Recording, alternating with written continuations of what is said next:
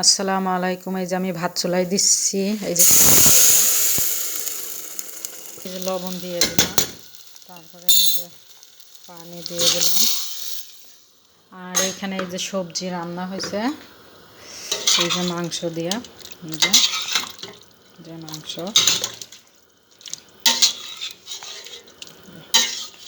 এটা হচ্ছে ফার্স্ট। এইখানে আরবি ভাষায় চাইনিজ বরবটি দিয়ে ঝোল করা হয়েছে, টমেটো দিয়ে, মাংস দিয়ে। যে আজকে দুপুরকার খাওয়ানো হচ্ছে এখানে এটি। আর আর এই যে ভাত রান্না করা হচ্ছে, সাদা ভাত, সাথে সেমাইও দেওয়া হয়েছে, সাথে এই যে সালাদ আছে, এটি ম্যাডামের, ওইটি সারের, এই যে ভর্তা একটু বেশি পাইকি গেছে তো এই জন্য কালারটা এরকম হয়েছে। এটি হচ্ছে আবুকাদু ভর্তা। আর এইটি হচ্ছে কেন আমার কাঁচামরিচ নামাইনি, সাথে তো কাঁচামরিচ থাকবে। আর এই যে সাথে লাল আটার রুটিও থাকবে। এটা না সাদা ভাতের সাথে অনেক অনেক অনেক স্বাদ, অনেক স্বাদ।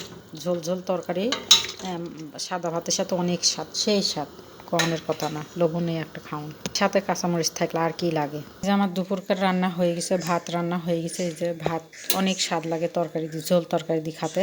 ভিডিওটা ভালো লাগলে লাইক কমেন্ট শেয়ার করে দেবেন, এই মানুষটা পাশে থাকবেন, বেশি বেশি করে শেয়ার করে দেবেন। সবাই সবার জন্য ভুল ত্রুটি হলে ক্ষমা দৃষ্টি দেখবেন। আসসালামু আলাইকুম।